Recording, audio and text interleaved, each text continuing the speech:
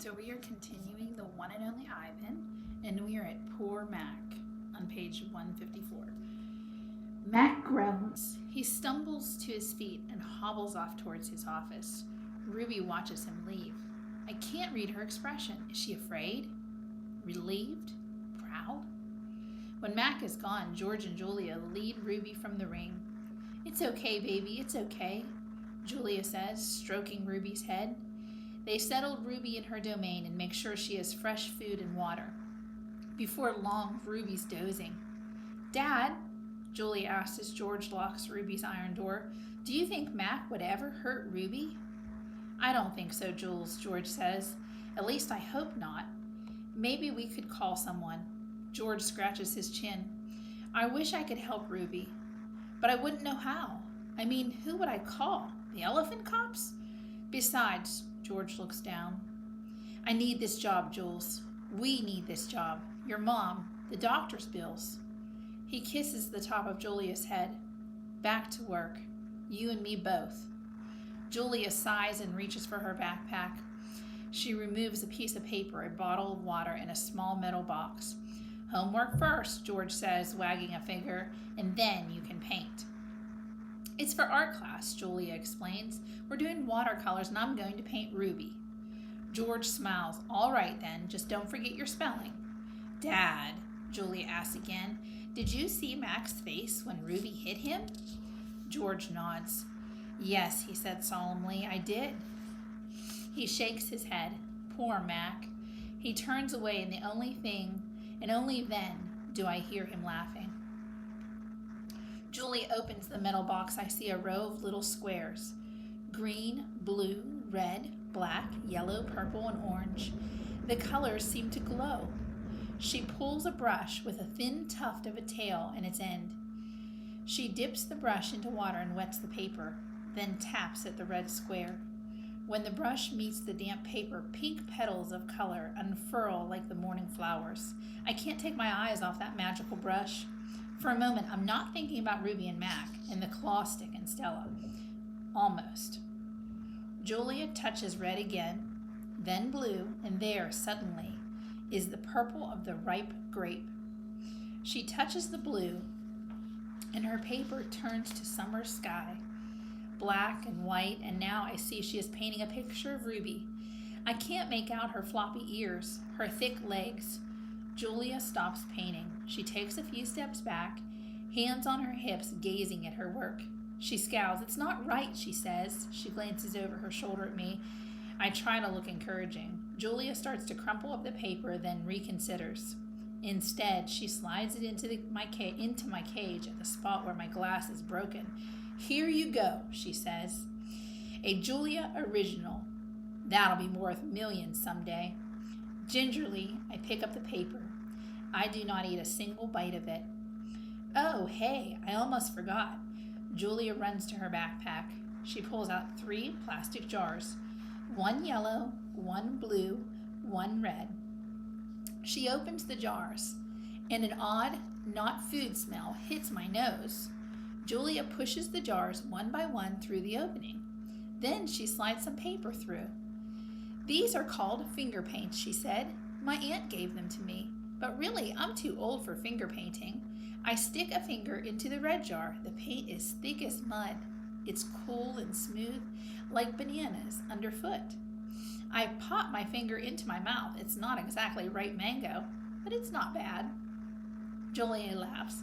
"You don't eat it, you paint with it." She grabs a piece of paper and presses her finger onto it. "See? Like this." I place my finger on a piece of paper. I lift it, and a red mark is there. I get a bigger glob from the pot, and I slap my hand down on the page. When I pull my hand off the paper, its red twin stays behind. This isn't like the ghostly handprints on my glass, the ones the visitors leave behind. The handprint can't be so easily wiped away. I lie awake, peeling dried red paint off my fingertips. Bob, who accidentally walked on one of my paintings, is licking his red paw. Every so often, I glance over the empty ring. The claw stick glints in the Stop! No! Ruby's frantic cries startle me. Ruby, I call, you're having a bad dream. You're okay. You're safe. Where's Stella? She asks, gulping air. Before I can answer, she says, Never mind. I remember now. Go back to sleep, Ruby, I say. You've had a hard day. I can't go back to sleep, she says. I'm afraid I'll have the same dream. There was a sharp stick, and it'll hurt. I look at Bob, and he looks back at me. Oh, Ruby says. Oh, Mac. She puts her trunk between the bars. Do you think... She hesitates. Do you think Mac is mad because I hurt him today? I consider lying, but gorillas are terrible liars. Probably, I finally say. He ran away after that, Ruby says. Bob gives a scornful laugh. Crawled away is more like it. We are all quiet for a while. Branches claw at the roof. A light rain drums. One of the parrots murmurs something in her sleep. Ruby breaks the silence. Ivan, I smell something funny. He can't help it, Bob says. I believe he's referring to the finger paints Julia gave me, I said. What are finger paints? Ruby asked. You can make pictures with them, I explained. Could you make a picture of me? Maybe someday. I remembers Julia's picture, the one that will be worth $1 million. I hold it up to the glass. Look, it's you. Julia made it. It's hard to see, Ruby says. There's not much moonlight. Why do I have 2 trunks? I examine the picture. Those are feet. Why do I have 2 feet? That's called artistic license, Bob says. Ruby sighs. Could you tell me another story, she asked. I don't think I can ever go back to sleep. I told you all I remember, I say with a helpless shrug. Then tell me a new story, she says. Make something up. I try to think, but my thoughts keep returning to Mac and his claw stick. Anything yet? Ruby asks. I'm working on it. Ivan, Ruby presses. Bob said you were going to save me. I search for true words. I'm working on that too.